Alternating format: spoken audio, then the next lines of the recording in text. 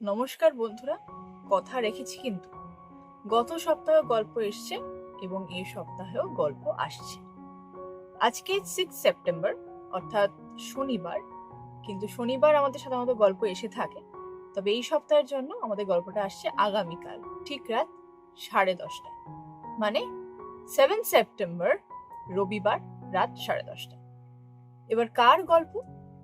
ভাবলাম কবিগুরুর লেখা কোনো গল্পই আমরা আজ পর্যন্ত চ্যানেলে করিনি, তাই এই সপ্তাহে কবিগুরুর কলমে একটি গল্প আসতে চলেছে এবং এই গল্পটা আমার এবং শীর্ষেন্দুর ছোটবেলা থেকে খুব প্রিয় গল্প। আপনারা বলবেন আমাদের অভিনয় বা আমাদের প্রোডাকশন কেমন লেগেছে। এই গল্পটা অনেকেই হয়তো পড়েছেন, আবার অনেকে হয়তো পড়েননি, অনেকের হয়তো সৌভাগ্য হয়নি সেই গল্পটা পড়ার।